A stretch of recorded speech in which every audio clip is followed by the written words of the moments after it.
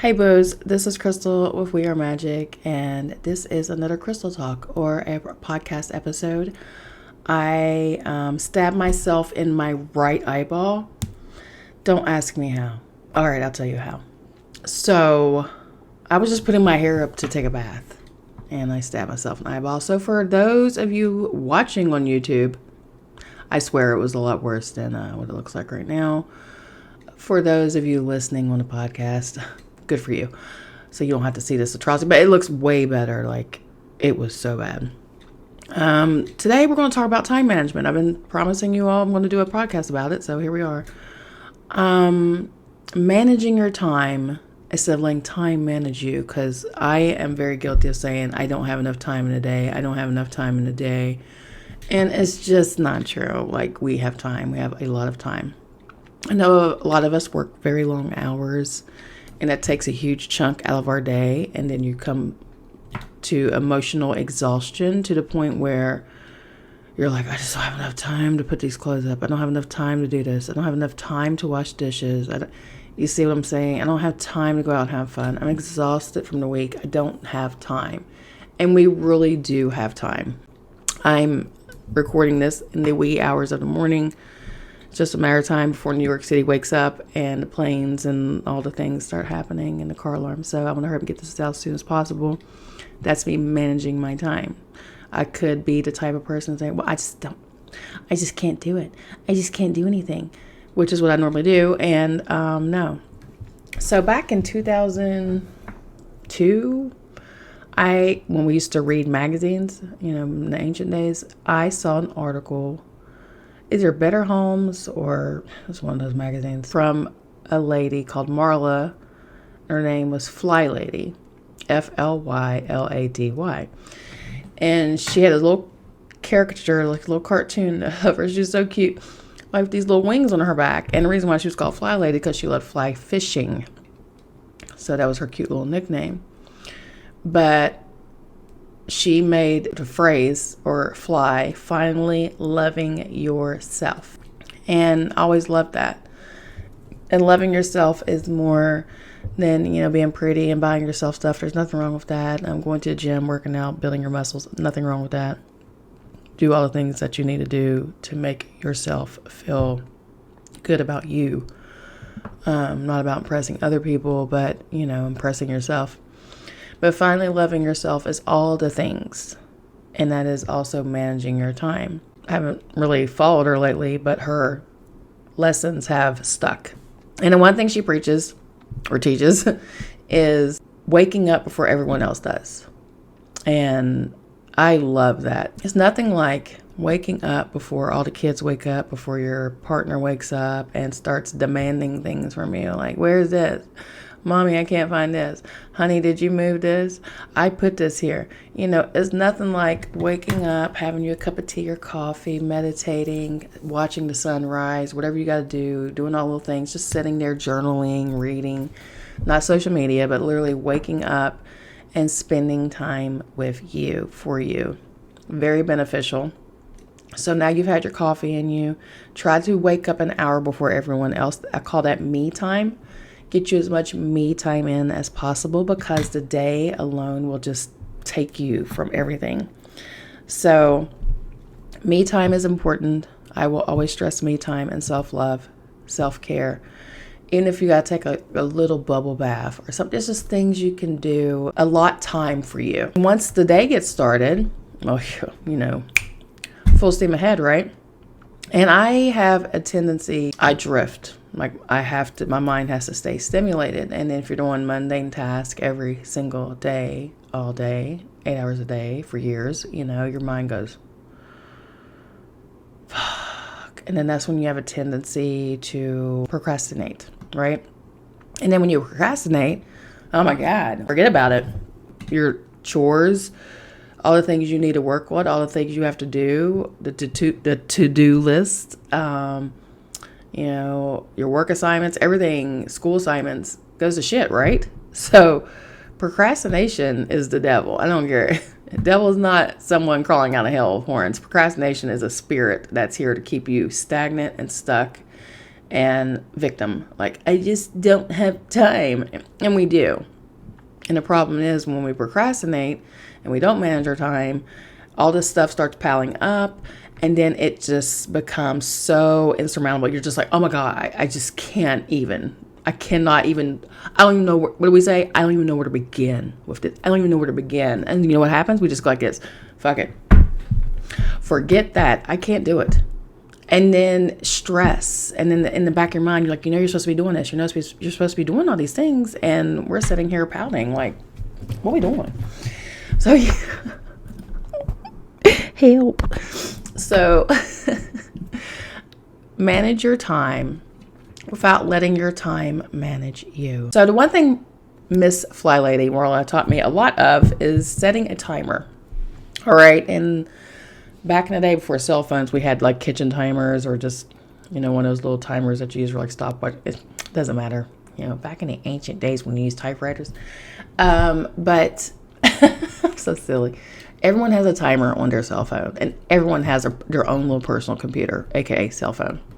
So what you do is you go past your alarm and your clock and all that stuff. You go straight to timer. Your timer will be your best fucking friend. I promise you.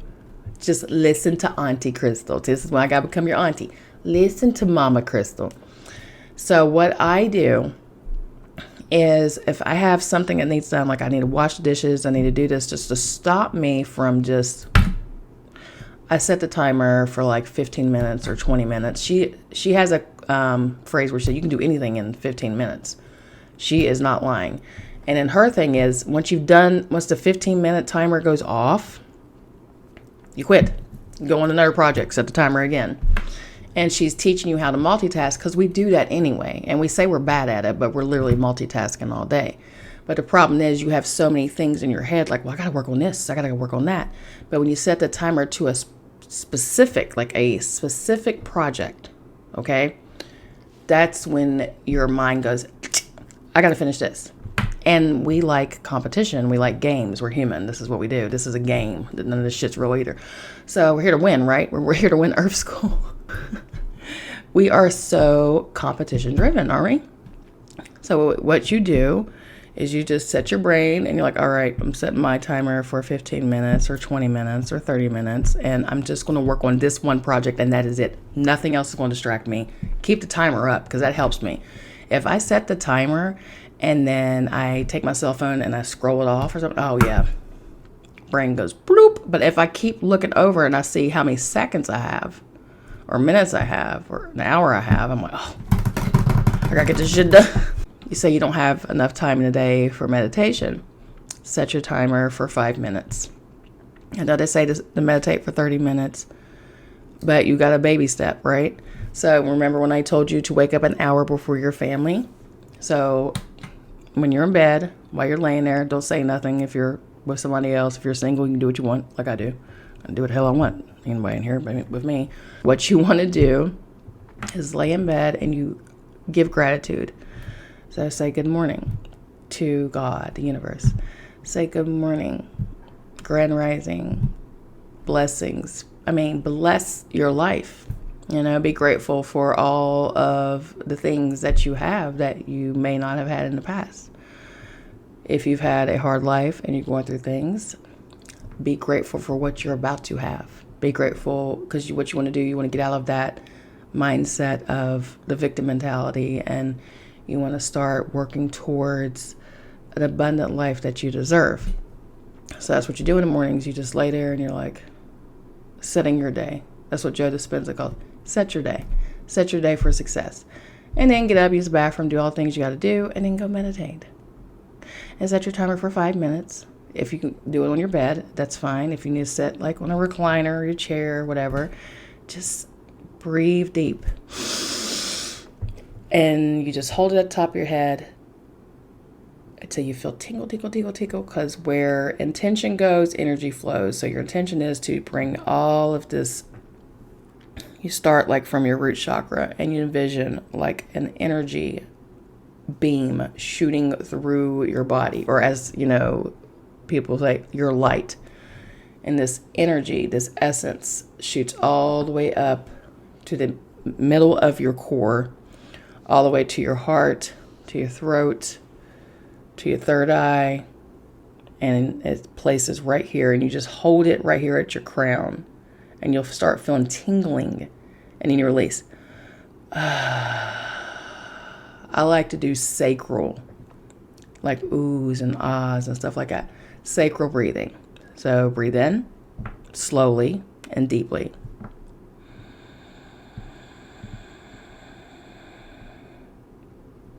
And you're literally imagining pulling that energy beam up all the way from your root chakra or tailbone all the way to the top of your head, and you hold it there. And you go, yes, do that. And do that for like 5 to 6 rounds of deep breathing and getting that energy center going. And then breathe deeply like regular breathe, like.